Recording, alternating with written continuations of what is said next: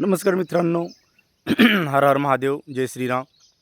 मित्रांनो, या डोंगरामध्ये मी जेव्हा लहान होतो तेव्हा गुरं राखण्यासाठी यायचो. तर त्यावेळेस इकडची बहुतेक शेती ही पडीत होती. म्हणजे कोणी फारसं उत्पन्न वगैरे घेत नव्हतं.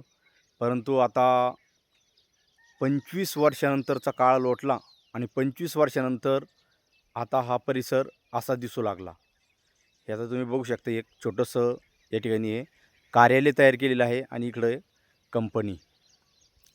म्हणजे 25 वर्षामध्ये याचा किती कायापालट झाला म्हणता येईल, की काय म्हणता येईल ते तुमचं तुम्ही ठरवा. असे बरेचसे उद्योगधंदे या आमच्या परिसरामध्ये येऊ लागले. पिंपळखुंटा या गावातील हा खोरा आहे.